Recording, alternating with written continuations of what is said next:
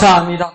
이 밤도 우리를 사랑하여 주셔서 주님 부르신 자리에 나와 예배하게 하여 주시니 감사합니다. 교회를 사모하게 하여 주시니 감사합니다. 우리 목양교회 주신 비전을 따라 살아가는 우리 모든 지체들에게 은혜 베풀어 주시옵소서. 말씀과 기도로 하나님의 뜻을 이루어가는 교회, 말씀과 기도로 하나님의 뜻을 이루어가는 교회, 우리 목양교회 되게 하여 주시고 이를 위하여 쓰임받는 우리 모든 지체들에게 주님 역사하여 주시옵소서. 이 밤 우리의 큐티 나눔들이 풍성하게 하여 주시고 열매 맺게 하여 주시고 우리 삶의 자리에 생활화될 수 있도록 은혜 베풀어 주시옵소서. 모든 것을 감사드리며 거룩하신 예수님의 이름으로 간절히 기도하옵나이다. 아멘. 하나님 말씀 보시겠습니다. 역대상 26장입니다.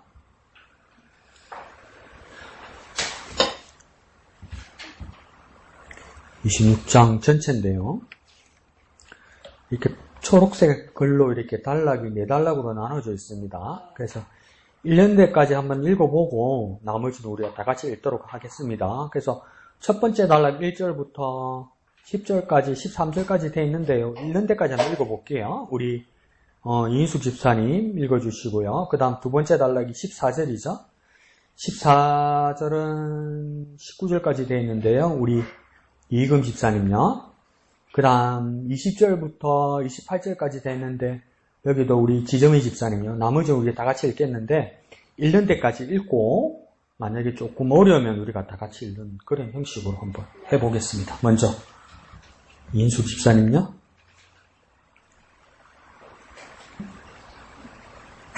고라 사람들의 문지기 반들을 이러하니라.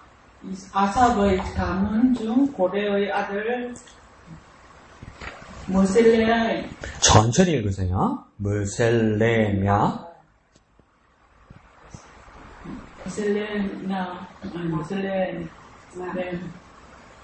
자, 2절 다 같이 읽을게요. 시작. 무셀레미아의 아들들이 맏아들 스가랴와 둘째 여디야엘과 셋째 스바데아와 넷째 야드니엘과 다섯째 엘람과 여섯째 여호하난과 일곱째 엘여호에네이며 오벳 에돔의 아들들은 맏아들 스마야와 둘째 여호사박과 셋째 요아와 넷째 사갈과 다섯째 느다넬과 여섯째 암미엘과 일곱째 이사갈과 여덟째 부울레데이니 이는 하나님이 오벳 에돔에게 복을 주셨음이라. 그의 아들 스마야도 두어 아들을 낳았으니 그들의 조상의 가문을 다스리는 자여 큰 용사라. 스마야의 아들들은 오드니와 르바엘과 오벳과 엘사밧이며 엘사밧의 형제 엘리후와 스마갸는 능력이 있는 자이니 이는 다 오벳 에돔의 자손이라. 그들과 그의 아들들과 그의 형제들은 다 능력이 있어 그 직무를 잘하는 자이니 오벳 에돔에게서 난 자가 62명이며 또 무셀레미아의 아들과 형제 18명은 능력이 있는 자라. 무라리 자손 중 호사에게도 아들들이 있으니 그 장자는 시므리라. 시므리는 본래 맏아들이 아니나 그의 아버지가 장자로 삼았고 둘째는 hil기야요 셋째는 드발리야요 넷째는 스가랴이니 호사의 아들들과 형제들이 13명이더라. 이상은 다 문지기의 반장으로서 그 형제처럼 직임을 얻어 여호와의 성전에서 섬기는 자들이라. 각 문을 지키기 위하여 그의 조상의 가문을 따라 대소를 막론하고 다 제비 뽑혔으니. 다음 이금 집사님 하는데요. 천천히 하시면 돼요. 셀레마냐는 자 봐요. 마음 급하지 말고 천천히요. 셀레미아는 동족을 뽑았고 그의 아들 스가랴는 명철한 모사를 위하여 제비 뽑으니 북쪽을 뽑았고 오벳에돔은 남쪽을 뽑았고 그의 아들들은 곡간에 뽑혔으며 숫빈과 호사는 서쪽을 뽑아 큰 길로 통한 살레겟 문 곁에 있어 서로 대하여 파수하였으니 동쪽 문에 레이 사람이 6이요 북쪽 문 메일레 다시 북쪽 문에 메일레 사람이요 남쪽 문에 메일레 사람이요 곡간에는 2식이며 서쪽들에 있는 큰 길에 4사람 그리고 뜰에 2사람이라 고라와 문다니 자손 다시 천천히 고라부터 문하리 처음부터 고라부터 고라와 무라리 고라부터 처음부터 다시 고라와 문하리 무라리 네. 나리가 아니고 라리 문하리 자손에 문지기의 직책은 이러하였더라. 예. 네 사람 중에 아이야는 하나님의 전 곡간과 선물 곡간을 맡았으며 나단의 자손은 곧 나단에게 속한 게르손 사람의 자손이니 게르손 사람 나단에게 속한 가문의 우두머리는 여이엘리이다. 여이엘리의 아들들은 서닥과 그의 아우 요엘이 여호와의 성전 곡간을 맡았고 아므람 자손과 이스할 자손과 헤브론 자손과 우시엘 자손 중에 모세의 아들 게르솜의 자손 스부엘은 곡간을 맡았고 그의 형제 곧 엘리에셀에게서 난 자는 그의 아들 여하바와 그의 아들 여사야와 그의 아들 요람과 그의 아들 시그리와 천천히 하세요. 천천히. 그의 아들 솔로못이라 이슬로못과 이슬로못 아니요. 이슬로못과 그의 형제는 성물의 모든 목간을 맡았으니 곧 다윗 안과 가문의 우두머리와 천부장과 백부장과 군대의 모든 지휘관을 천천히 하세요. 구별하여 드릴 성물이라 그들이 싸울 때에 노락하여 얻은 물건 중에서 구별하여 드려 여호와의 성전을 개수한 일과 성견자 사무엘과 기스의 아들 사울과 네르의 아들 아브넬과 서루야의 아들 요압이 무엇이든지 구별하여 드린 성물은 다 솔로몬과 그의 형제의 지휘를 받았더라. 네, 좋습니다. 아니요. 지금부터 읽을 때는 천천히 읽으세요. 마음 급하게 읽으시면 안 되고요. 천천히 읽으세요. 자, 마이크 다 끄시고. 집사님 마이크 내리시고. 자, 다 같이 읽는 겁니다. 다 같이 읽는 겁니다. 시작. 이스라엘 자손 중에 그나냐와 그의 아들들은 성전 밖에서 이스라엘의 일을 다스리는 관원과 재판관이 되었고 헤브론 자손 중에 하사비아와 그의 동족 용사 1700명은 요단 서쪽에서 이스라엘을 주관하여 여호와의 모든 일과 왕을 섬기는 직임을 맡았으며 헤브론 자손 중에서는 여리야와가 그의 족보와 종족대로 헤브론 자손의 우두머리가 되었더라. 다윗이 왕위에 있은 지 40년에 길르앗 야셀에서 그들 중에 구하여 큰 용사를 얻었으니 그의 형제 중 2700명이 다 용사요 가문의 우두머리라. 다윗 왕이 그들로 르벤과 갓과 므낫세 반지파를 주관하여 하나님의 모든 일과 왕의 일을 다스리게 하였더라. 아멘. 이런 연습하셔야 돼요.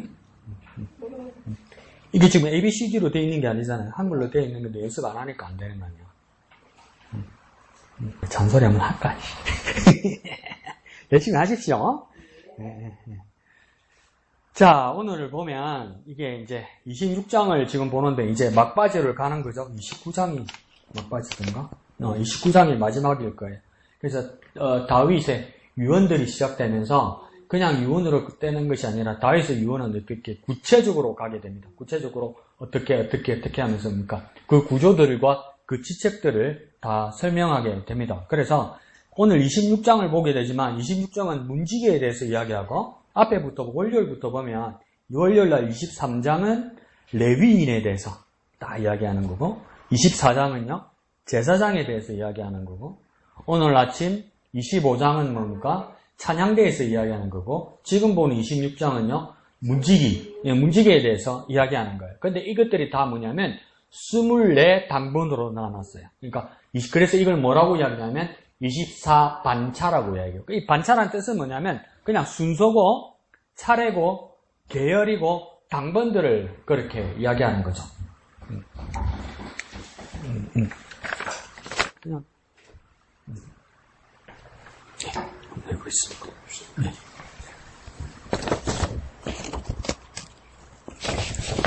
그래서 이 당번들을 차례대로 이렇게 설명하고 있는 겁니다. 그래서 이걸 뭐냐면 각 계열에서 24반차 이 발음이니까 24당번, 24계열, 24순서 이렇게 지금 표현하고 있는 겁니다. 그래서 오늘 문지기에 대해서도 그러니까 24반차, 24계열 그러니까 24당번 순서대로 오는 겁니다. 학교에서 번호대로 당번이 맡은 순서 있잖아요. 그것처럼 뭡니까? 24개의 반차를 만들어서 이 당번을 지금 돌리고 있는 겁니다. 그래서 오늘 본문 제목을 한번 볼까요? 본문 제목은 뭐라 됐습니까? 성전 안팎을 지키는 사람들. 지키는다고 말하니까 순수 한국어로 말하면 이게 문지기가 되지만 이 문지기란 말은 전에도 말씀드렸듯이 뭡니까? 경호부대, 경비대, 수비대 이런 말이죠. 그러면 큰 부대로 말하면 뭐냐면 우리나라 같으면 수도방위사령부죠. 수도방위사령부는 뭡니까? 대통령이 있는 청와대를 중심으로 뭡니까? 이 있는 수도권을 방위하고 지키는 부대입니다. 그 예하 부대니까 수도방위사령관이 별이 3개입니다. 별이 3개. 중장입니다. 중장. 그러니까 여기서도 뭡니까? 큰 직임을 맡은 사람들입니다. 그러니까 이 무장대에 있는 사람들이죠. 그래서 이걸 안팎을 지키는 겁니다. 그러면 이게 성전 안팎을 지킨다는 말은 뭡니까? 성전에 아무나 들어올 수 없다는 겁니다. 준비된 자, 자격을 갖춘 자만이 들어올 수 있다는 겁니다. 그러니까 우리도 뭡니까? 마음대로 우리가 교회를 예배 시간에도 그냥 마음대로 들을 수 있고, 일찍 오도 되고, 중간에 오도 되고, 안 와도 되고, 맡은 거 있어도 뭡니까? 쌩 까버리고, 주고 있다가 그렇게 뭡니까? 기도 순서 해놔도, 나는 몰라라, 나는 못 간다, 이러버리고, 전화해갖고, 니 해라, 이래서 하고, 자기들끼리 해먹고, 이래도 뭡니까? 아무 일 없죠? 아무 일 없으니까 우리 어떻게 생각합니까? 하나님 안 계신가? 하나님 그냥 해도 되는가? 근데, 왜 이게 아무 일이 없겠습니까? 이때는 이렇게 철저하게 했는데, 요즘은 왜 뭡니까? 왜 아무 일 없는 겁니까? 여러분 생각해, 왜 요즘은 아무 일 없습니까? 더 쉽게 말해볼까요? 왜 내 양심에 아무런 가책이 없습니까? 왜 그렇습니까? 죄가 있다고? 이 사람들이 죄가 없고, 우리는 죄가 있고, 그러면, 왜 그럴까요?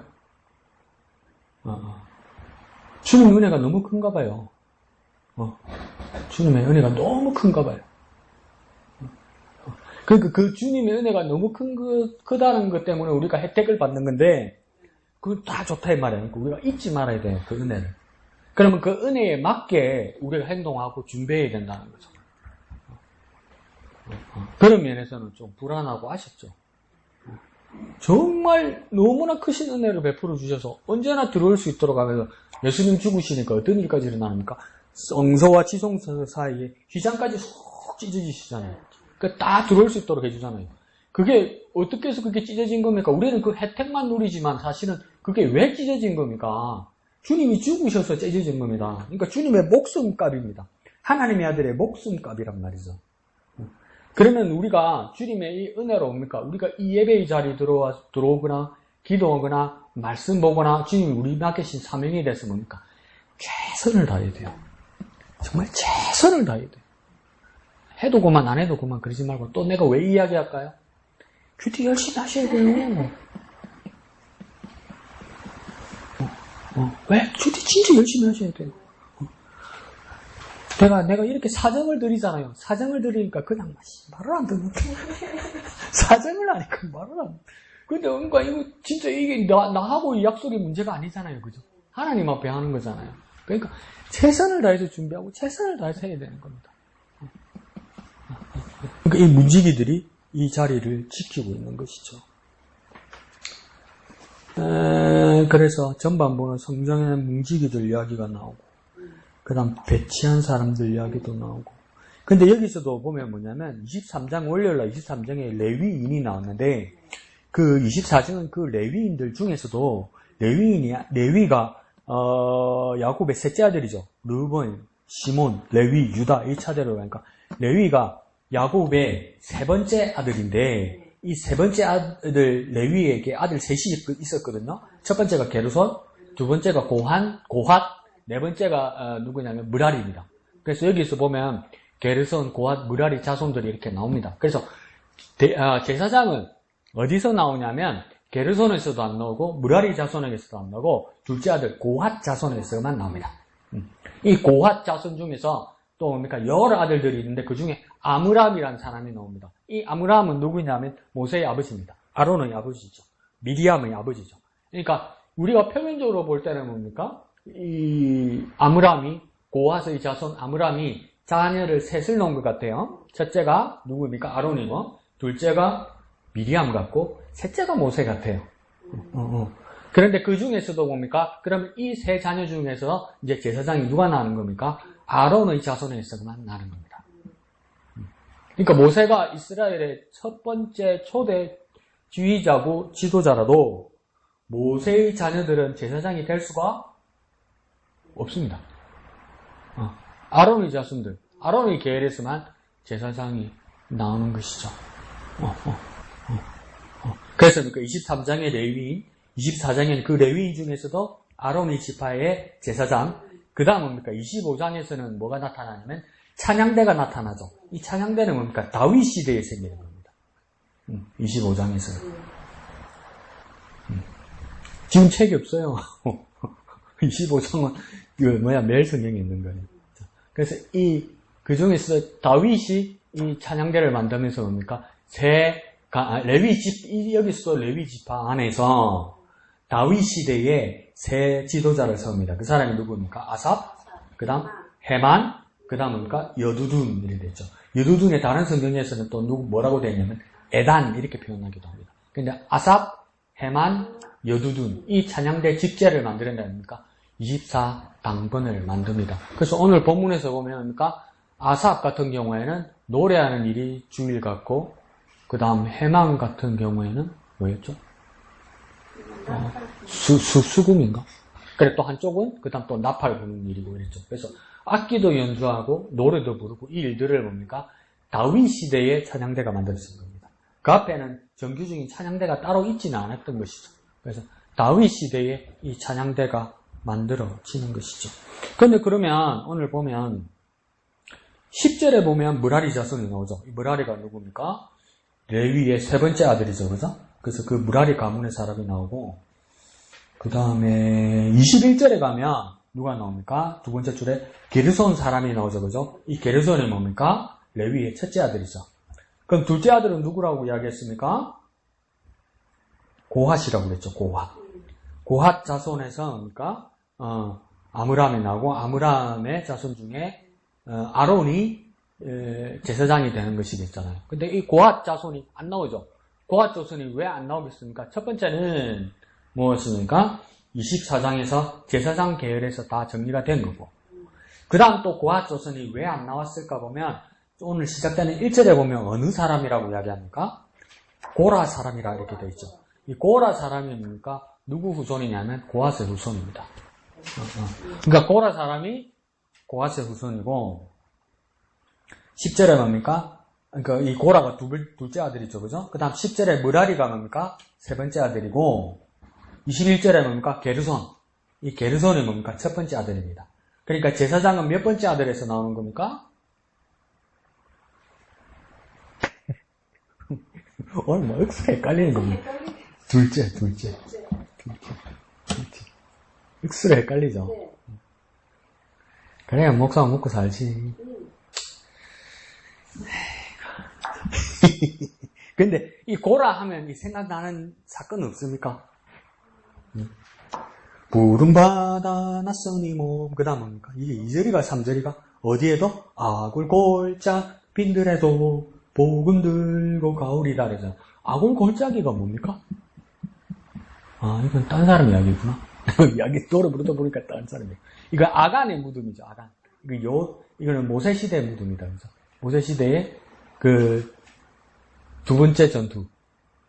그러니까 여리고 전투 다음에 두 번째 전투에서, 전쟁을 진 이유를 보니까 여리고에서 아간이 뭡니까? 물건을 훔친 것 때문에 나중에 뭡니까? 다 이 돌을 맞아서 죽게 돼서 그 무덤이 되는 게 아굴골짜기죠.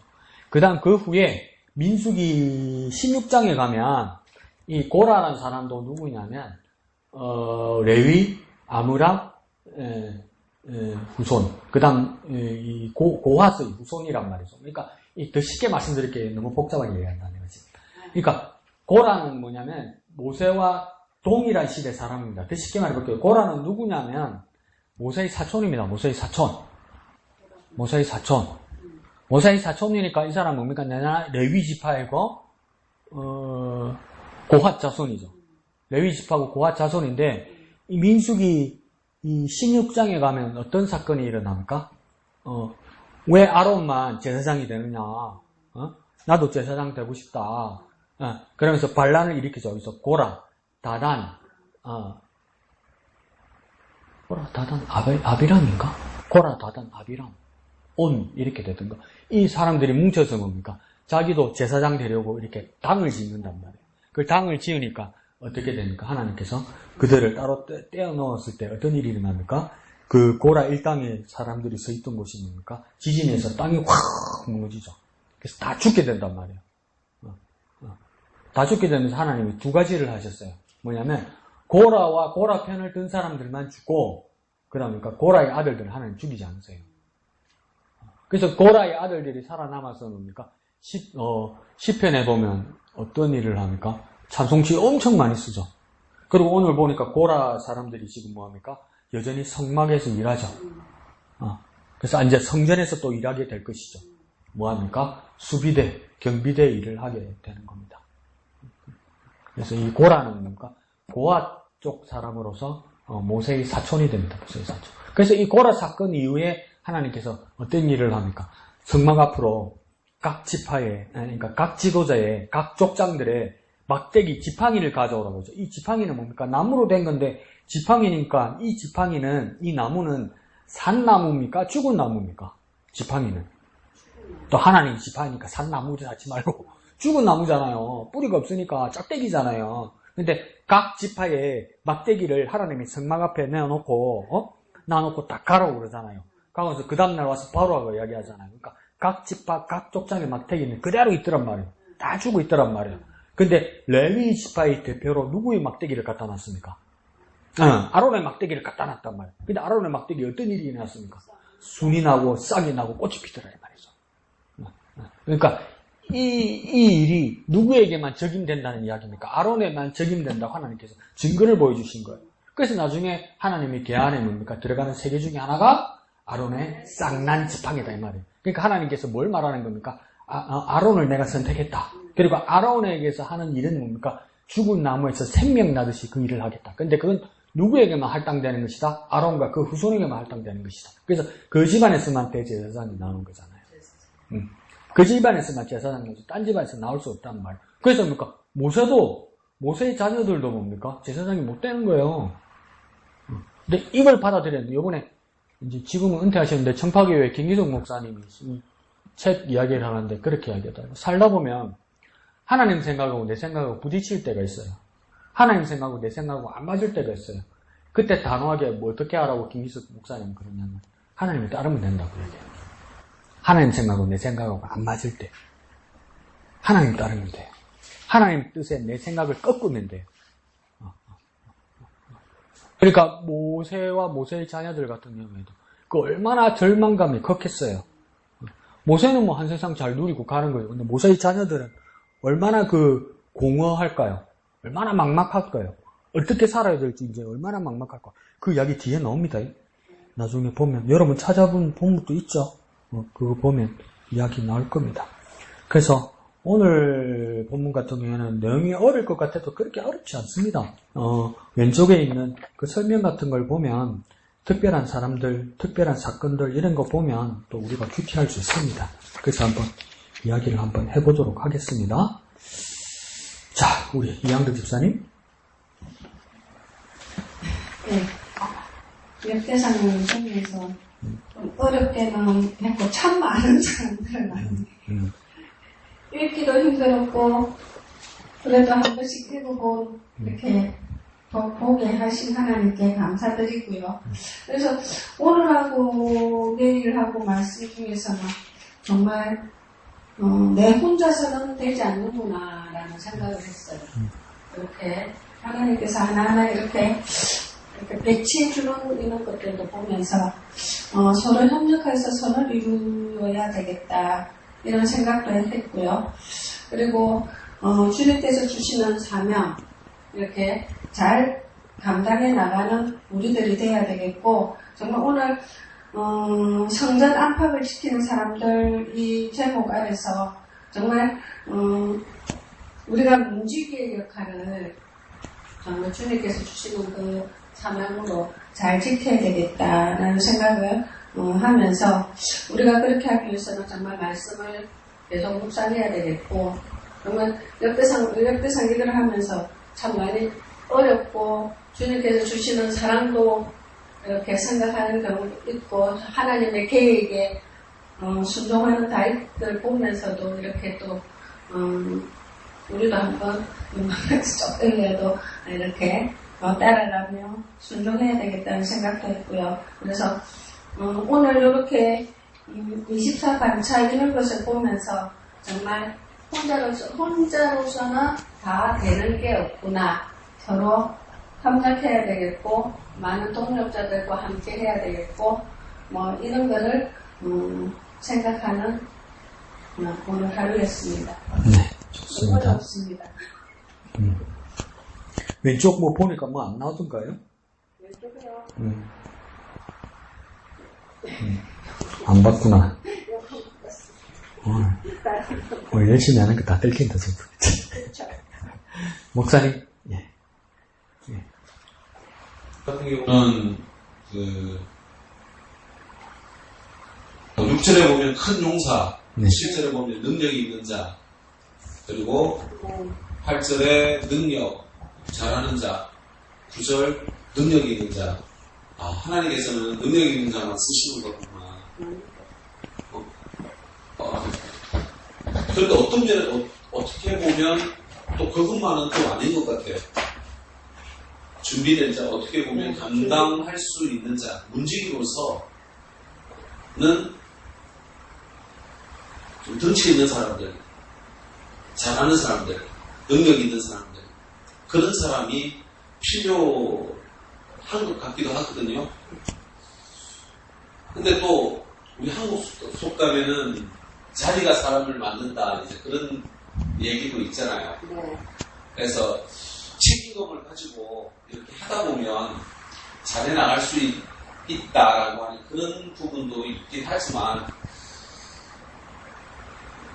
주어진 여건들 속에서 우리에게 맡겨진 그 자리들, 그게 어떠하든 하나님께서 능력 있는 자만 이렇게 힘 있는 자만 뽑든 아니면 뽑아놓아 보니까 책임감 있어가지고 잘하든 그리고 그런 어떤 든든한 모습으로 자리매김을 하든 어떻게든 그 자리가 있다라는 거죠. 그래서 한 가지 결론은 그거예요. 우리가 맡고 있는 자리에서 최선을 다하자. 그런데 그 자리가 도대체 뭐냐? 이게 우리가 있는 그 자리에 대한 자리매김이 되어지지 않는다고 한다면 여전히 우리는 그 자리에서 주인의식 내지는 사명의식 내지는 우리에게 소명을 받았다라고 하는 그런 것 없이 나아갈 수밖에 없지 않나? 오늘 윤태산 시장님 이제 돌아가셔가지고 장례시장에 갔었는데 그러니까 완전히 내가 있어야 할 자리가 아닌 것 같다라고 하는 그런 생각. 분명히 나는 그 자리에 있었는데 그 자리에 있었고 그 사람들을 위로하고 하는데도 불구하고 내 자리가 아닌 것 같은 그런 느낌들. 왜냐하면 그 부분에 내가 최선을 다 못했거든요. 팬데믹 이후에 면회가 잘 되어지지 않는다라고 하는 그런 것 때문에 소홀하기도 했고, 그 다음 그분이 북부교회 쪽으로 이사를 가면서 교적을 아예 북부교회로 옮겼기 때문에 그렇기도 하고, 여러 가지 이유를 대라고 하면 이유를 댈 수 있는데, 그분도 한 달 전까지도 통화를 했었거든요. 전화 통화를 하고. 그분은 이제 어눌하게 말을 하니까 내가 정말 99%를 못 알아들어가지고 했던 그런 관계였음에도 불구하고 막상 장례식장에 가보니 교적되어져 있는 교회에서는 연락이 끊겼는지 아무도 오지 않았고, 그리고 기독교식으로라고 하는데 어떤 예배도 행해지지 않고 있는. 그래서 자리라고 하는 것, 내가 분명히 그 자리에 갔음에도 불구하고 내가 최선을 다하지 못하는 그런 자리가 있더라는 거죠. 그래서 나의 자리매김, 누가 그 자리에 하나님께서 나를 세웠나? 분명히 문지기로 세웠다. 그러면 하나님께서 나에게 문지기라고 하는 사명을 주셨구나. 하나님께서 나에게 어떤 직분들을 주시고 그 자리에 있게 하셨구나 라고 하는 그런 생각들이 우리들 속에 있어야 거기에 순간순간적으로 우리가 최선을 다하고 자리매김도 하고 그것이 내 사명인 것처럼 최선을 다하며 하나님의 그 성전시대를 열어가는, 그러니까 지금 성전시대의 시작이니까 그 시대를 열어가는 그 자리매김을 할 수 있겠다라고 하는 그런 생각을 했습니다. 네, 감사합니다. 그래서 이제 저도 그렇게 작은 나이가 아니니까 이렇게 주위에 있는 알고 지내던 사람들이나 이렇게 이제 동기들이 목회들 하는 것을 보면 그런 생각이 들 때도 있어요. 그 학교 동기들 중에서는 나이가 내가 한 서너 살 이렇게 조금 평균적으로 많은 편이었어요. 그러니까 나이 연배로도 그렇고, 이제 또 저를 따르는 사람도 막 처음에 입학해서 오리엔테이션을 갔는데, 우리끼리니까 하는 이야기인데,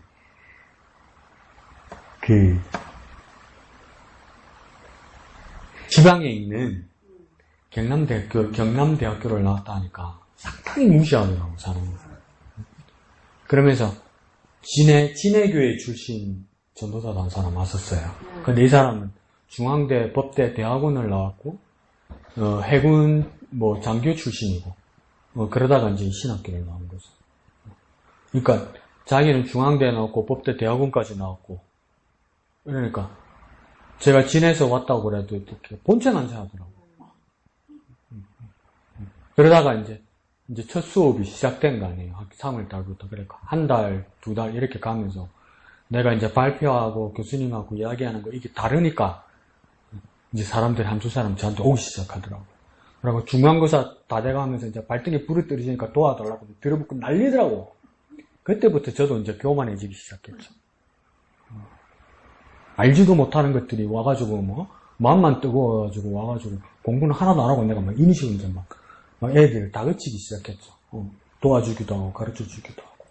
그래서 어떤 친구들은 저를 참 두려워했었죠.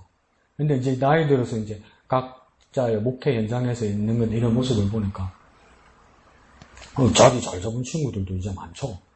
나보다 나이 어린데도. 그래서 그런 친구한테 우연히, 일부러는 아니에요. 우연히 뭐 마주치거나 우연히 연락하면, 옛날에는 형, 이러던 친구들이 오니까, 강우경 목사님? 이런다고요. 저는 기분이 나쁘죠. 그냥 쏘으라니까. 저것들이 쏘고 얼마나, 나를 보면서, 꽃이다, 이 새끼야, 그러겠다.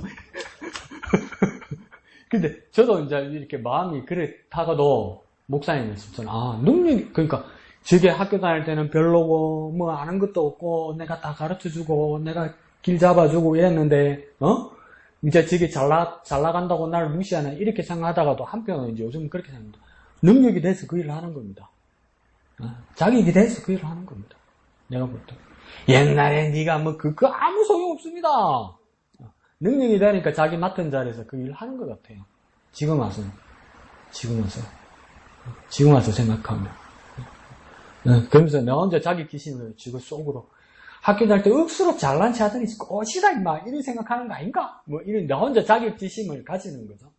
근데 오늘 목사님 지적하시는 것처럼 여기 보면 능력이 문지기로 세웠던 사람들에 보면 반복되는 말이 능력이 있는 자라고 이야기하고 6절에는 또 뭐 어떻게 설명하냐면 밑에는 능력 7절 이후는 능력이 있는 사람이라고 몇 번 반복을 하고 6절에서는 뭐냐면 스마야를 설명할 때 뭐냐면 가문을 다스리는 자고 큰 용사라고 이야기한단 말이에요. 그러니까 여기서 능력이 있는 자가 어떤 사람일까? 이렇게 생각할 때 목사님 말씀처럼 그래요. 내가 별 꼬는 거 다 까놓네. 진짜 목회 크게 잘하는 친구 한 사람이 있어요. 진짜 잘해요. 보면 잘해요. 근데 공부 제일 못했던 애예요. 말 제일 안 듣던 애예요. 근데 지금 제일 잘해요. 그거 딱 보니까 키가 180이 넘어요. 얼굴 잘생겼어요. 그래서, 키 크고 잘생겨요. 이 연예인처럼 잘 되는 건가. 그 정도로 호대 좋고, 성격 좋고, 그러니까 잘하는 건가. 이렇게 생각해서. 그럼 여기서도 뭡니까? 그게 능력인가? 그러면 타고나기를 그 사람은 그런 일을 할 만큼, 그릇이 될 만큼, 타고난 유전자와 타고난 성격, 그게 능력인가? 자, 우리가 성경에서 말하는 지금 이 문지기들, 그 중에서도 지도자들 보면 능력 있는 자라고 이야기하고, 스마야 같은 경우는 다스린 자고 큰 용사라고 이야기한단 말이에요. 여러분이 생각하는 그 능력이 뭐냔 말이죠. 여기서 말하는 능력은 어떤 능력을 말할까요? 여러분 생각에는. 이 사람은 어떤 능력이 있는 걸까요? 이 문지기들. 또 믿음이 있어서 하지 말고. 군인인데 뭐 믿음이 있어가 어떡하겠노? 이 사람들 능력은 뭘까요? 지금 동문이 계룡대 갔나요, 목사님? 아직 안 갔어요? 대전 조금 위에 가면 3군 지도자들이 다 모이는 계룡대라는 그 부대가 있습니다. 근데 여름에 한번 견학을 갔는데 보니까 한여름이었어요. 한여름. 근데 이제 군법이, 그러니까 군의 그 관례가 엄격해져가지고 내가 봐도 나이 들어 보이는 군인들인데 쇼팬츠 입고 짧은 그 민소매 옷을 입고 모자 쓰고 막 뛰어다니더라고요. 왜 뛰어다니는가 하니까 외모 본답니다. 진급시험에. 더 쉽게 말해볼까요? 배 넣은 장교 안 뽑아준답니다. 군인인데 배 나와가지고 제대로 못 걷고 뒤뚱뒤뚱거리면 안 뽑아준답니다. 그래서 그 한여름에도 뛰어다니는 거예요. 운동한다고. 진급하려고. 그것도 능력 아닙니까? 그 능력을 뭡니까? 배양하는 거죠. 타고난 게 아니라 배양이겠죠. 그럼 여기서 이 문지기들의 모습 중에 능력이라는 것이 무엇일까? 이렇게 여러분이 한마디 해주면 좋겠는데 어떤 능력일까요? 이 문지기들은 어떤 능력일까요? 문지기라니까 별 뉘앙스가 안 좋다 그죠? 이 수비대, 경비대, 대장들, 이 장교들은 어떤 능력이 있는 걸까요? 그러니까 이 높은 자리에 올라가는 사람들, 이 장교 되는 사람들 보면 밑에부터 열심히 하는 사람들 이제 보통 초급 장교부터 시작되는 사람이 뭡니까? 학사장교나 3사관학교나 정규사관학교를 나온 사람들이 무엇입니까? 초급 장교부터 해서 고급 장교로 이렇게 진급해서 올라가는 거잖아요. 그러면 이 군인들은 무엇입니까? 싸움만 잘하고 그것만 잘하면 될까? 아니요. 공부를 잘해야 돼. 공부를 잘한다는 거니까 생각이 많아야 돼. 근데 공부 잘하고 생각이 많은 것뿐만 아니라 그러면 진급해 갈수록 자기 밑에 있는 군사들이 이렇게 군인들이 많아지잖아요. 그럼 이 밑에 있는 군사들이 따르게 해줘야 돼. 그럼 이 군사들을 따르게 해서 이 군사들을 전시나 위험할 때 다 같이 끌고 갈 수 있는 게 이게 뭡니까? 능력이겠죠. 능력. 나 혼자 싸움 잘해가지고 되나? 나 혼자 무술 잘해가지고 뭐 하겠어요. 그것도 기본적으로 필요하지만 높은 자리에 올라가는 책임자 군인일수록 뭐가 돼야 됩니까? 다른 사람들을 밑에 군인들을 따르게 해야 되고 어떻게 어디로 가야 하고 무엇을 해야 될지를 말해줄 수 있어야 되고 그 다음 뭡니까? 진짜 군인이고 장교하면 뭡니까? 지킬 줄 알아야 돼요. 자기 밑에 사람들을 뭡니까? 지켜주려는 그 열의가 있어야 돼요. 그러니까 그래 말하면 내 접해 걸라나? 이제 배 이름도 잊어먹었네. 우리 군함 그거 북한 어뢰 맞아가지고 이렇게 그 폭침된 거 있잖아요, 그죠? 천안함 폭침됐을 때도 그러니까 그 군인들 얼마나 많이 죽었습니까? 그 운이 좋은 것도 있지만 그 함장은 살았잖아요. 그러면 그 상황이 그래서 살 수는 있죠. 그러면 최소한 함장이면 자기 군인들이 죽은 것에 대한 뭡니까? 자기 밑에 있는 군인들이 그때 사나한 모습에 대한 일말의 책임감이 있어야 돼요. 평생 그러고 살아야 돼요. 근데 그러니까 정치하려고 들었잖아요. 그런 사람은 어떤 사람입니까? 능력 없는 사람이에요. 능력 없는 사람. 옛날에 1987년도 그거 생각하니까 서울대학생 박종철 물고문으로 죽었던 기억나죠? 그러니까 턱 치니까 억 하고 죽었더라고 거짓말했잖아요. 경찰청장이. 물고문으로 죽은 거잖아요. 그 부산 사람이에요. 박종철이. 그래서 서울대학 다니던 사람이죠. 근데 박종철이 왜 물고문으로 죽었냐면 박종철이 그런 운동권 학생이 아니에요. 근데 그냥 자기 하숙집에 자주 놀러 오던 형이 있었는데 그 형이 왔다가 이제 자꾸 지명수배를 받았는데 왔다가 간 거예요. 그러니까 이제 경찰이 잡아서 그 지명수배에 대한 그 선배 형 어디 갔냐고. 진짜 모르지. 어디 갔는지. 근데 부르라고 그래. 말 안 듣고 물에 담갔다가 이렇게 죽은 거 아니야. 물고문 당해가지고. 그러니까 박종철은 그래 죽고 그 사람 대신에 죽었던 그 사람은 또 정치한다고 나와서 맨날 출마하면 떨어지고 이러잖아. 그 선배의 자격도 없는 사람인 거죠. 그럼 여기서 능력 있다는 사람은 뭐냐면 고상하고 의롭고 정직하고 있는 성품을 말하는 겁니다. 성품이 있는 사람, 성품. 진짜 군인이고 군인이 지도자는 그러니까 성품이 있는 사람. 정직하고 고상하고 사람이 따르게 할 수 있는 성품이 있는 사람. 그러니까 6절에서도 뭡니까? 가문을 다스리는 자여 큰 용사라 이러잖아요. 큰 용사라 말할 때는 진짜 용맹한 군사 같지 않아요. 그러니까 용기 있는 군인이라는 전제는 있습니다. 용기 있는 군인인데 그 앞에 뭐라고 됐습니까? 6절에 가문을 다스리는 자라고 이야기하잖아요. 다스리는 자는 그러니까 자기를 다스리는 것이 아니라 자기 밑에 있는 여러 사람들이니까 바른 길을 갈 수 있도록 인도하는 사람이 되어야 되는 거야. 그게 그러니까 용사라는 거야. 그러니까 나 혼자만 잘하면 되지 이런 사람은 뭡니까? 대장이나 반장이나 반차를 이끌 수 있는 사람이 안 되는 거예요. 그러니까 여기서 능력이 있는 자라는 것은 무엇입니까? 성품이죠, 성품. 고상하고 정직하고 사람이 따를 수 있는 것. 근데 사람이 따르게 하는 방법도 두 가지가 있죠, 그죠? 첫 번째 우리가 학교에서 많이 배운 건 뭡니까? 잘못하면 혼나니까 잘해야 되겠다. 잘못하면 혼난다. 무서워서 따르는 리더십이 있죠. 그리고 어떤 사람은 뭡니까? 요즘 배운 건 뭡니까? 너무나 저분이 훌륭하고 너무 저분이 좋아서 너무 저분을 위해서 내가 살아야 되겠다. 저분이 원하는 것을 해야 되겠다. 그래서 그런 리더십을 가지는 경우도 있는 거죠.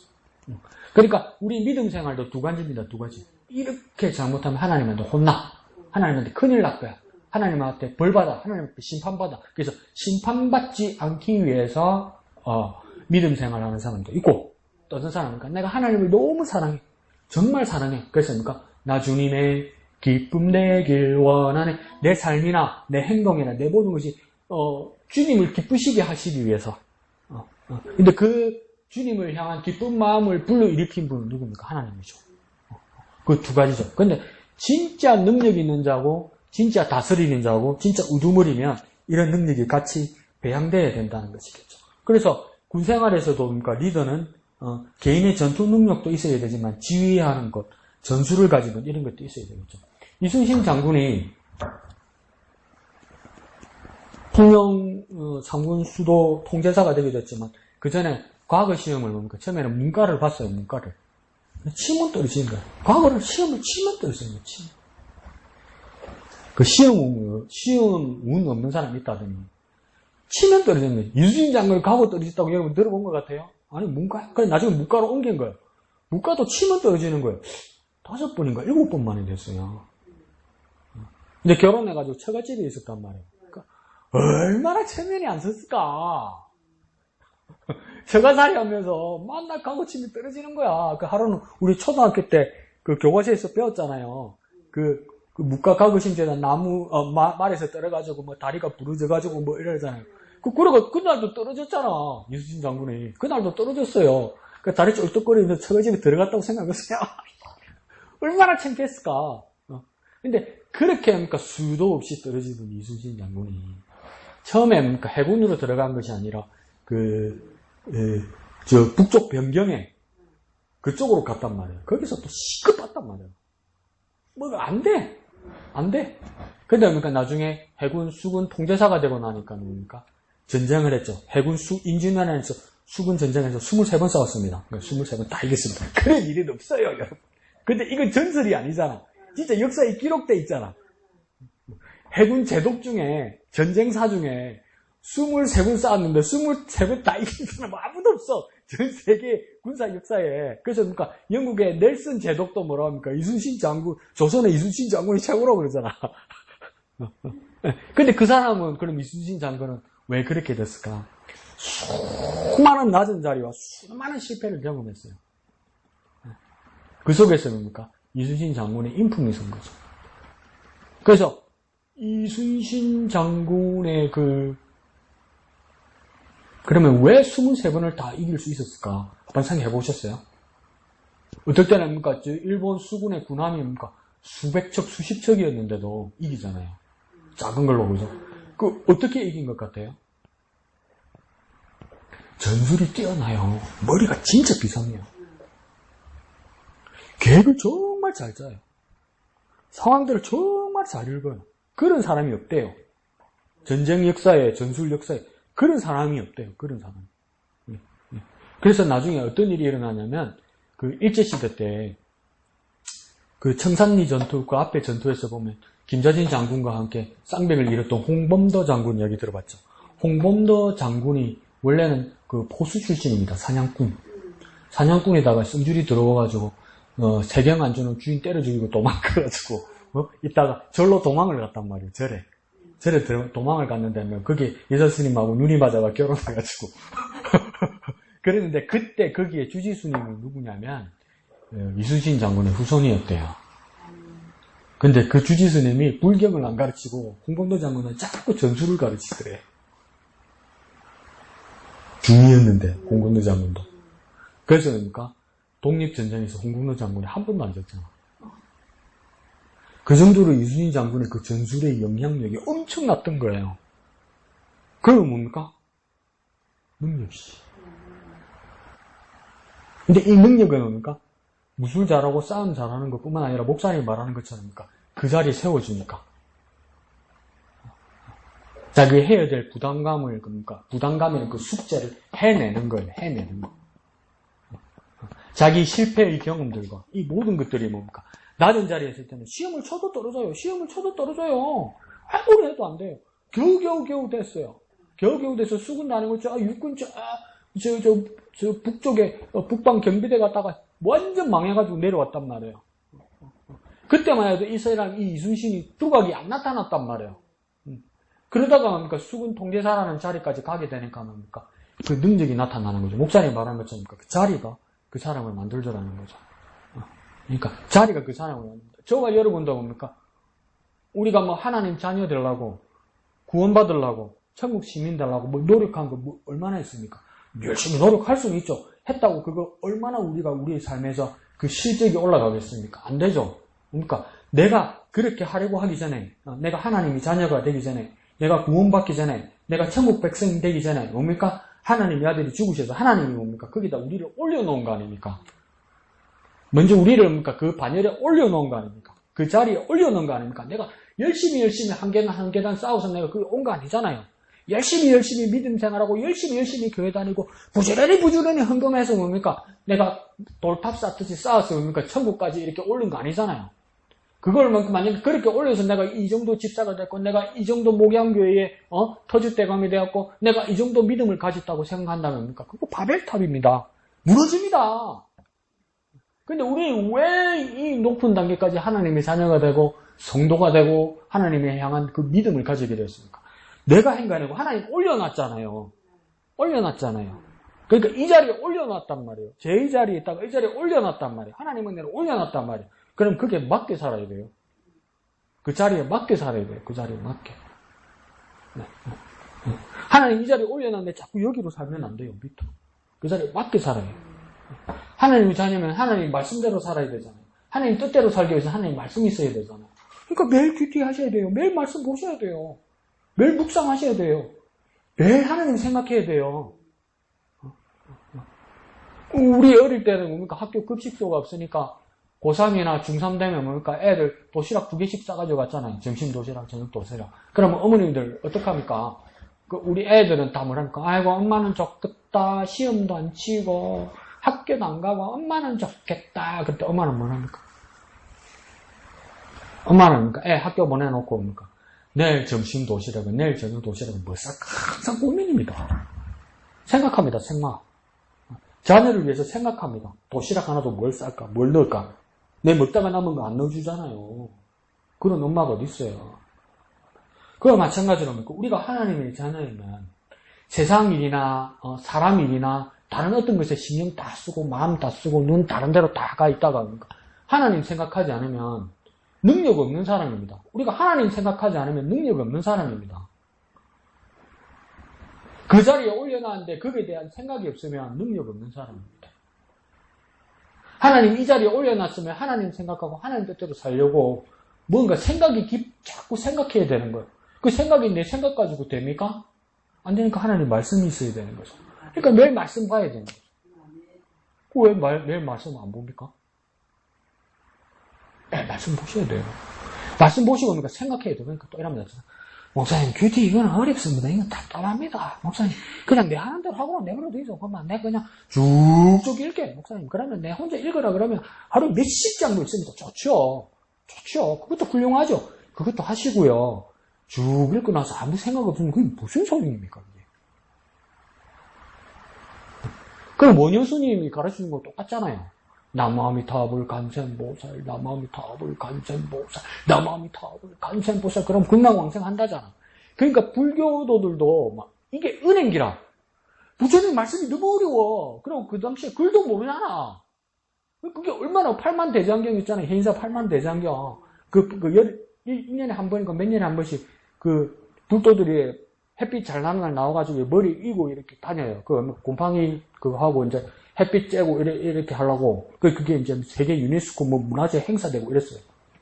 근데 왜 불자들이 뭡니까? 8만 대장경 목판 그걸 머리에 이고 이렇게 돌면서 이거 하면, 은혜로, 불공들에서 건강왕생한다고 믿습니까? 왜 불경 목판을 들고, 왜 머리 이고 다닙니까? 왜 그런 것 같습니까? 여러분 생각해. 그걸 알아야지. 무슨 말인지 알 수가 있어야지. 그러니까 뭡니까? 그냥 이렇게 막 발품 팔고, 내 고생해서라도, 막, 부처님 기쁘시게 해드려가지고, 이러면 건강왕생하겠지, 이런단 말이에요. 교회는 그렇게 하는 거 아니에요, 여러분. 말씀 보시고, 말씀에 따라 하나님 뜻대로 살려고 하니까 생각하셔야 돼요.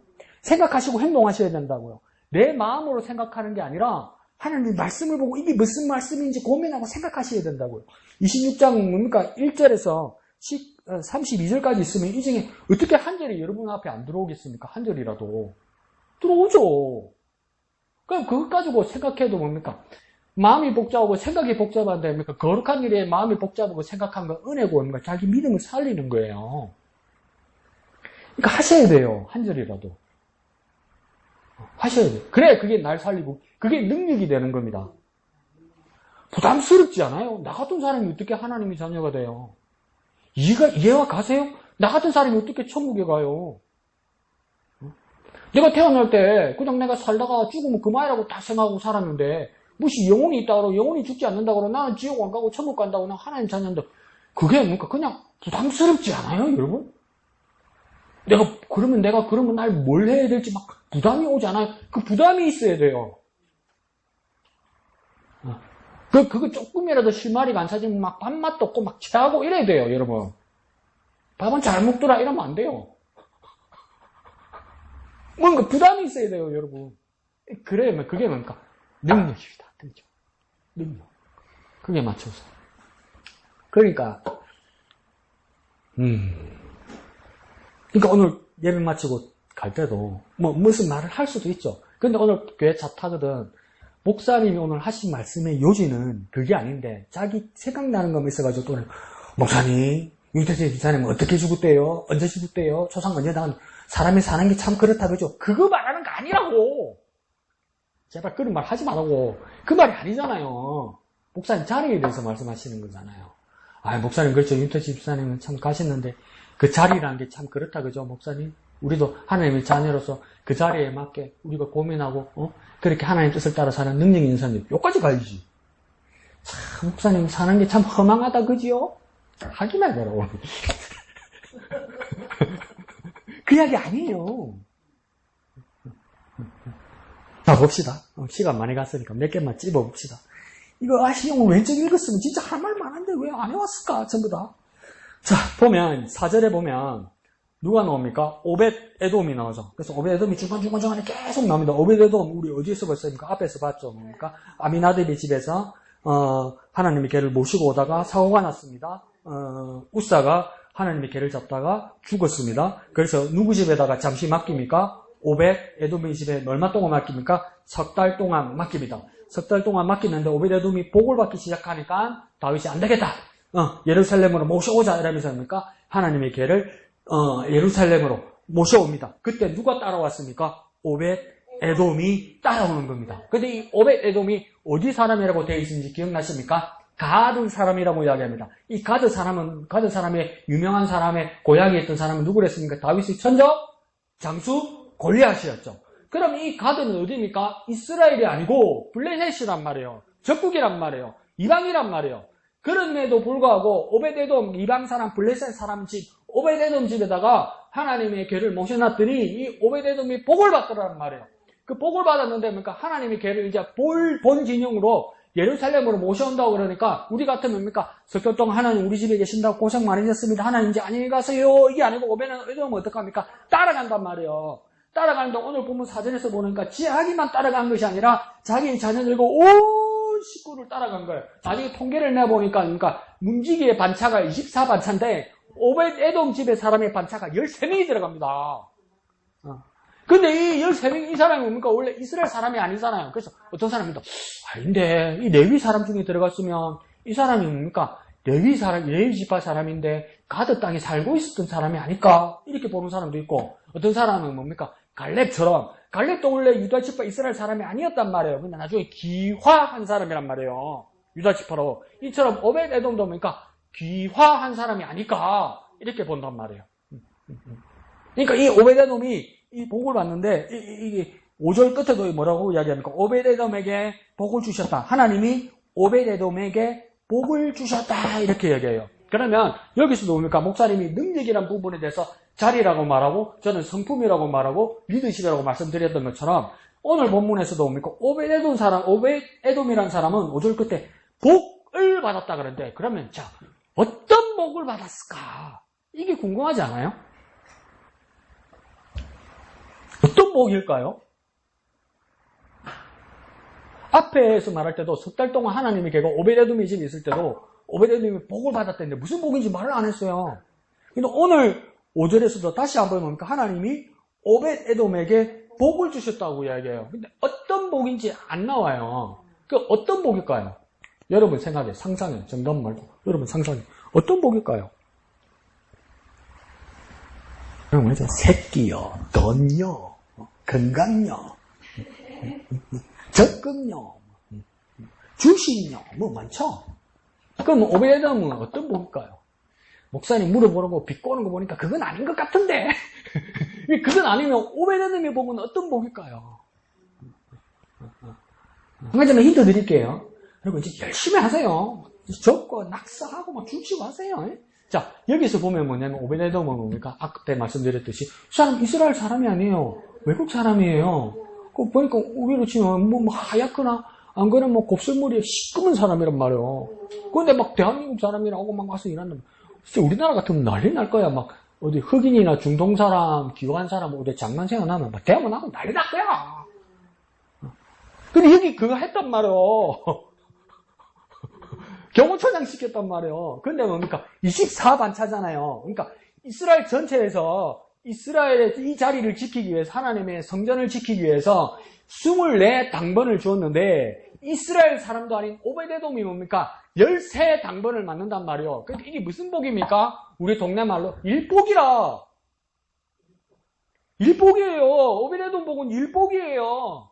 편안하게 쉬거나 한 자리 하거나 월급 많이 받거나 연봉 많이 받거나 그런 복이 아니란 말이에요. 우리가 생각하는 복이 아니란 말이에요. 일복이란 말이에요. 일복에다가 여러분 등식해놓으면 뭐라고 쓰니까 기분 나쁘게 쓰면 되죠. 고생하는 거네. 맞아요. 고생하는 거예요. 고생하는 거. 고생하는데 뭡니까? 복이라고 이야기하는 거예요. 복이라고. 복이라고. 우리는 주님 앞에 헌신하고 주님 앞에 예배하고 주님 앞에 기도하면서 우리도 주님께 복을 구한단 말이에요. 저와 여러분에게도 한번 우리 자신이 이제 점검해도 내가 바라는 하나님께 바라는 복은 뭔가? 오벳에돔이 받았던 복과 내가 바라는 복은 뭔가? 같은가 차이가 있는가? 이거 비교할 수 있어. 비교해보면 좋죠. 똑같지 않아도 비교가 되면 바뀌어요, 여러분. 연하는 능이 있어 가로되 똑같지 않을 거야. 내가 안 똑같거든. 내가 오벳에돔하고 안 똑같거든. 간사하고 이기적이고 세상적이거든. 여러분은 어떻게 생각할지 모르겠지만 지금 총리후보자 김민석 총리후보자의 뭐 여러 가지 이야기가 있죠. 청문회에서 여러 가지 이야기가 있는데 그 사람이 그 영등포 신길 성결교회 안수집사예요. 안수집사인데 야 참 야당도 없나? 무시무시하더만. 오만 통장을 다 털면서 어디까지 털었냐면 교회 가서 털은 거예요. 교회 가서 털어서 헌금 영수증을 털은 거예요. 교회 헌금 영수증. 그러니까 김민석 안수집사의 헌금 영수증을 털은 거예요. 얼마를 했는가. 그런데 야당에서는 말이 안 된다는 거예요. 왜 말이 안 됩니까? 작년에 김민석 안수집사가 신길교회에 헌금을 2억을 했었디다. 한 해에.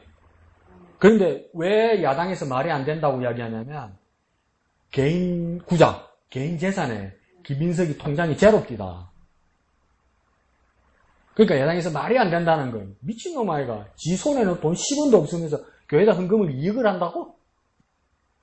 그 세상은 말이 안 돼요. 근데 그러니까 자기에게 남기지 않고 하나님께 드린 것에 대해서 뭐라 말할 거야? 우리는 그렇게 말하면 안 되지. 우리가 부끄러워야지. 나 진짜 한없이 부끄러웠어요. 근데 우리는 복이 뭐라고 이야기합니까? 하나님 복 주셔서 월급 많이 주시고 연봉 많이 주시고 우리 새끼들한테 용돈 많이 받고 그래가 내 통장에 돈 좀 더 생기고 그러면 뭡니까? 하나님 감사합니다 이러잖아요. 그러니까 23년 헌금한 거 똑같고 24년 헌금한 거는 똑같은데 그러니까 내 통장에 돈은 더 쌓여서 이게 복인기라. 우린 그렇죠. 맞잖아요. 22년 헌금한 거 똑같고 23년 헌금한 거 똑같고 24년 헌금한 거 똑같아요. 근데 내 통장에는 돈이 22년, 23년, 24년보다 더 많이 쌓여서 그러면 뭡니까? 이게 내 복이죠. 내 통장에 들으면 더 많이 부르는 이게 내 복이라고 하나님한테 또 진심으로 감사하잖아요. 근데 김민석 안수집사는 뭡니까? 내 통장에 제로라도 하나님 앞에 헌금 더 드린 게 복이란 말이야. 그러니까 세상은 이해가 안 가지. 지금 어디서 빼돌렸을 거다 이러는 것이. 정상이 아닌 거지. 다시 말해볼까? 광신도지, 광신도. 지네 집에는 돈 10원도 안 갖다 놓고 돈 생기면 교회다가 없고 헌금해버리면 어떡하냐는 거예요. 1988년도에 그 양반이 양복 모델을 했대. 차승원하고. 근데 88년도에 2억을 받았대요. 2억. 그럼 지금 따지면 10억이래요. 10억. 그거 딱 기부했어요. 그 폐병 환자들하고 가난한 사람들 돕고 있는 사람들 다. 말이 안 되는 거잖아요. 그러면 복이 뭐냔 말이에요, 복이. 그 사람에게 하나님께 드리는 게 복이었고, 오베데돔은 뭡니까? 하나님께 복 받아서 편안하고, 등 따시고, 배부르고, 그게 복이 아니고, 뭡니까? 하나님 위해서 더 일 많이 하고, 일거리가 더 많이 생기고, 하나님 앞에 일하는 게 더 복이었단 말이에요. 그러니까 세상이 주는 복과, 세상이 생각하는 복과, 하나님 앞에 복은 다릅니다. 그러니까 난 진짜 부끄러웠어요, 오늘. 진짜 부끄러웠어요. 당장 덜컥 안 나니까, 어디 가다가 뭐, 다리라도 부러지거나 손가락이라도 다치면 돈 없으면 어떡합니까? 근데 그거 뒤를 안 보는 거예요. 여러분, 그걸 하지 마. 그럼 하지 마. 근데 거기에 대해서 뭐라 말할 수가 없는 거예요. 어떤 사람일까? 자, 24절 봅시다. 24절에 보면 모세의 아들이 나옵니다. 모세의 아들은 뭡니까? 이 게르솜이 아니고, 이거 미음입니다. 미음. 게르솜. 이 사람은요. 모세 아들 게르솜. 그 다음 두 번째 아들이 25절에 뭡니까? 엘리에셀. 이렇게 나옵니다. 제가 왜 이렇게 얘기하냐면, 모세 아들 게르솜. 게르솜의 아들이 또 누구라고 얘기하니까 24절에 스브엘. 이렇게 되어 있죠. 근데 왜 스브엘에다가 동그라미 한 쳐 넣어 보십시오. 이게 왜 이 사람이 중요하냐 하면요. 사사기 18장에 보면 이 모세의 아들이 나타납니다. 근데 이 사사기 18장에는 어떤 일이 생기게 되냐면 에브라임 지파 중에 미가라는 사람이 나타납니다. 그 미가라는 사람이 어떤 사건이 있었습니까? 엄마의 돈을 뚱쳤죠. 근데 엄마는 합니까? 돈 잊어버렸다고 난리가 났었죠. 그러니까 돈 찾은 거 언 놈이 가져갔노? 돈 없다고 난리를 치다가 뭡니까? 이 새끼가 나중에 엄마 내가 가져갔는데 이런 거죠. 그러니까 엄마가 또 자식 피는밖에 안 나니까 뭐 막 칭찬하죠. 뭐 그게 칭찬받을 일이냐? 근데 그걸 가지고 뭐랍니까? 산당을 짓죠. 미가일이. 산당을 짓다가 어떤 사람을 만납니다. 당신 누구냐 하니까 레위 지파 사람인데 내가 내 일거리를 찾아간다 이렇게 얘기해요. 근데 그 레위 지파 사람인데 그 사람 이름이 뭐라고 하냐면 요나단이라고 이야기합니다. 근데 이 요나단이 누구냐면 다윗의 친구 요나단 말고 그 옛날에 아직도 나타난 사람이 아니고 이 요나단이 누구냐면 모세의 첫째 아들 요나단입니다. 요나단. 그 왜 요나단이 이 북쪽으로 왜 올라가고 있을까? 그러니까 왜 그렇겠습니까? 자기 사촌, 자기 큰아버지의 아들들은 다 뭡니까? 제사장이 되는데 자기는 이제 제사장이 될 수 없잖아요. 그러니까 할 게 없는 거예요. 아버지는 죽었죠. 그러니까 본토에 들어오봤자 자기 할 게 없는 거예요. 얼마나 방황하겠어요. 내가 별별 얘기해요. 이 친구 중에 친구의 친구가 그러니까 아버지가 목사님이었어요. 목사님이었는데 무슨 일이 있었는지는 모르겠어요. 큰 교회인데 교회에 갈등이 있었어요. 갈등. 그래가지고 뭡니까? 어떤 교회는 목사님 나가라. 그러고 목사님 나는 못 나간다. 이렇게 된 거. 난 억울하다. 이렇게 된 거. 갈등이 생길 수 있죠. 있으면 뭡니까? 절차를 따라 해결을 하면 되죠. 근데 승질 들어본 사람들 있잖아요. 그러다 보니까 목사님이 설교하고 있는데 청년 하나가 뭡니까? 강대상에 올라와서 레슬링처럼 목사님 날라차기를 해버린 거야. 그 목사님 지금 꼭 저를 근데 그 어린 아들이 자기 아버지가 쓰러지는 걸 본 거야. 그 어릴 때. 교회 안 다녀요. 충격받아서. 얼마나 놀랐을까요? 얼마나 무서웠을까요? 얼마나 실망스러울까요? 얼마나 분노가 차겠어요. 근데 이 모세의 아들들도 뭡니까? 처음에는 우리 아빠가 모세다. 우리 아빠가 물 갈랐다. 우리 아빠가 홍해 갈랐다. 이랬을 거 아니에요. 우리 아빠가 뭡니까? 발등이 빵 치니까 물이 팡 쏟더라. 막 이런 아버지였잖아요. 그러니까 자기가 뭐 될 수 있을 줄 알았을 거 아니에요. 근데 뭡니까? 큰아버지 아들들이 다 제사장인데네. 그리고 우리 아버지는 죽네 또? 들어왔는데 내가 아무 기반이 없네? 그러니까 이 방황하기 시작하는 거야. 길을 떠나다가 뭡니까? 이 위쪽 올라가다가 에브라임 지파에 미가가 산당을 세운 걸 본 거야. 그러니까 뭡니까? 당신 누구냐? 그러니까 나 레위 지파니고 제사장 물 좀 튄 사람이다. 제사장 아닌데? 제사장처럼 이야기하는 거야. 그러니까 미가가 뭐라고 해요? 우리 집에 제사장 되는 거 좋지? 이렇게 된 거는. 그 미가가 잠시 길을 비우는데 또 뭡니까? 한 지파, 한 무리들이 쫙 올라오다가 뭡니까? 이 요나단을 만난 거 아니에요. 그러니까 너 뭐 하냐? 이러니까 이 미가라는 집안 사람이 이 산당에 내가 제사장 일을 한다. 이렇게 된 거예요. 그러니까 단 지파 사람들이 뭐라니까? 가만히 생각해봐라. 이러는 거예요. 그러니까 한 집안에 제사장이 되는 게 좋으냐? 그러면 한 지파의 제사장이 되는 게 좋으냐? 이렇게 된 거예요. 계산해보면 연봉하고 딱 때려버리고 어디가 좋습니까? 한 지파가 되는 게 좋은 거 아니에요? 그러니까 요나단이 뭡니까? 콜! 이러면서 따라가 버리는 거예요. 그 집을 비워놓은 사이에 미가가 와서 보니까 없어졌네. 내 개인 제사장이. 그래서 이제 어디로 갔는가 단체바 따라 북쪽으로 갔다는 거. 미가가 따라갔지. 따라가서 그러니까 왜 내 제사장을 데리고 가냐니까 단체바 사람이 뭐라고 그럽니까? 좋은 말 할 때 그냥 가라. 안 그러면 죽는다. 이렇게 된 거 아니에요. 근데 그 사람이 누굽니까? 모세의 아들 요나단이란 말이에요.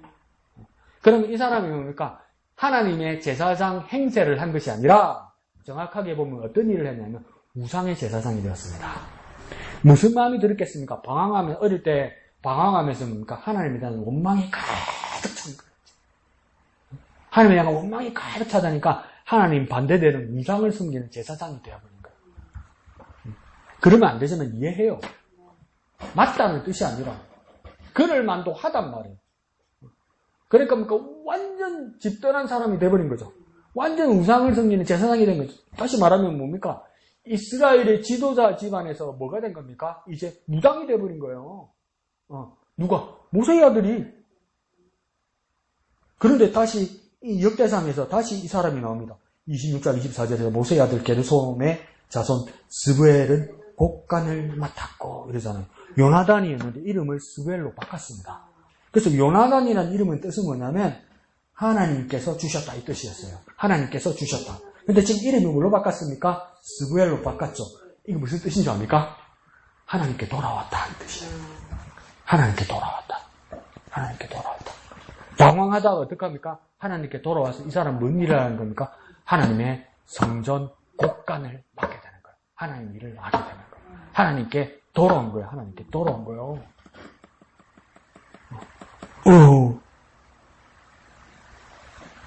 우리가 많은 부분에서 무엇입니까?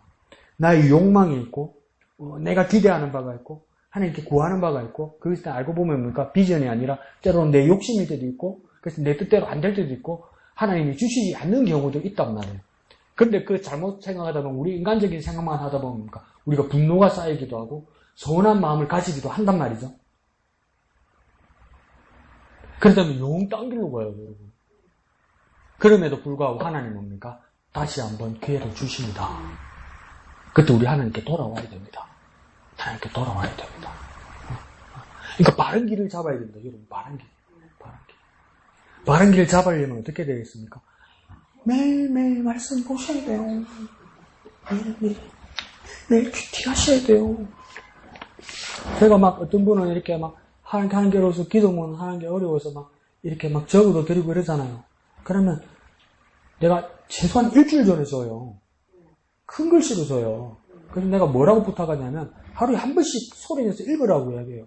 그런데 뭐라고 하냐면 전화 와가지고 목사님 월요일 날 안 주셔도 돼요. 주일 날 안 주셔도 돼요. 전날 토요일 밤에 주셔도 돼요. 이래. 그러니까 월요일 날 주도 토요일 밤에 한번 보는 거랑 눈으로 한번 딱 읽고 내가 할 수 있다는 게 그래서 주일 날 와서 올라가면 글자가 안 보이는 거야. 그러니까 읽은 줄 또 읽고 이러는 거야. 그렇게 준비되지 않게 하면 안 됩니다. 하나님 앞에 찬양 한번 하고 기도 한번 하고 하나님 앞에 예배하는 모습에서 다 준비된 모습으로 해야 될 거 아니에요. 다 연습해서 해야 될 거 아니에요. 눈으로 읽어가지고는 안 읽어집니다, 여러분. 한글로 됐으니까 내가 그날 가서 읽으면 됐거든. 안 됩니다, 여러분. 내가 쓰던 말이 아니거든. 나는 세상 말 많이 하잖아, 솔직히. 하나님 말이 입에 안 붙어요, 여러분. 안 하면. 제발 말 좀 들으세요. 소도시키면 하겠다. 하세요. 안 하면 큰일 나요, 여러분. 나는 그냥 된다고 생각하시면 안 돼요. 그렇게 하면 됩니다. 이번 주도 불안한데. 토요일 밤에 하면 된다고 했었는데. 아닙니다. 하셔야 됩니다. 이렇게 연습하고 준비되어서 하나님 앞에 영광 돌리는 저와 여러분 되었으면 좋겠습니다. 다음 주 수요일은 이제 요한계시록 합니다. 요한계시록 부담되죠? 재밌습니다. 왜 재밌습니까? 몰랐던 게 억수로 많아서 재밌습니다. 배우게 됩니다. 그렇게 하나님 앞에 칼로 날로 하나님 앞에 돌아오고 하나님 앞에 영광 돌리는 저와 여러분 되시길 부탁드립니다. 기도하겠습니다. 거룩하신 아버지 하나님, 은혜를 감사합니다. 하나님, 우리 자리가 우리가 있어야 할 자리가 아니었는데 하나님께서 세워주셨음을 깨닫게 하여 주옵소서. 그렇게 우리가 능력 있는 삶을 살아갈 수 있도록 도와주옵소서. 그게 합당하게 준비되고 훈련되고 주님 앞에 드릴 수 있는 우리의 모습들이 될 수 있도록 하나님 우리를 일으키시고 하나님 우리를 깨우치시고 하나님을 날마다 생각하여 주님께 영광 돌리는 우리가 될 수 있도록 주님 도와주시옵소서. 주님 앞에 때로는 욕망하고 또 서운해하기도 하고 또 주님을 떠나려 하는 우리 모든 마음들 가운데서도 하나님 요나단이라는 이름에서 스브엘이라는 이름을 바꿔주시며 다시 하나님께로 올 수 있는 은혜를 주셨던 것처럼 우리의 가는 자리가 언제나 하나님께로 돌아가는 자리가 될 수 있도록 주님 우리에게 은혜 위에 은혜를 베풀어 주옵소서. 그렇게 주님의 은혜로 능력 있는 우리의 삶을 살게 역사하여 주시옵소서. 거룩하신 예수님의 이름으로 기도합니다. 아멘. 하늘에 계신 우리 아버지의 이름을 거룩하게 하시며 아버지의 나라가 오게 하시며 아버지의 뜻이 하늘에서와 같이 땅에서도 이루어지게 하소서. 오늘 우리에게 일용할 양식을 주시고 우리에게 잘못한 사람을 용서하여 준 것 같이 우리 죄를 용서하여 주시고 우리를 시험에 빠지지 않게 하시고 악에서 구하소서. 나라와 권능과 영광이 영원히 아버지의 것입니다. 아멘.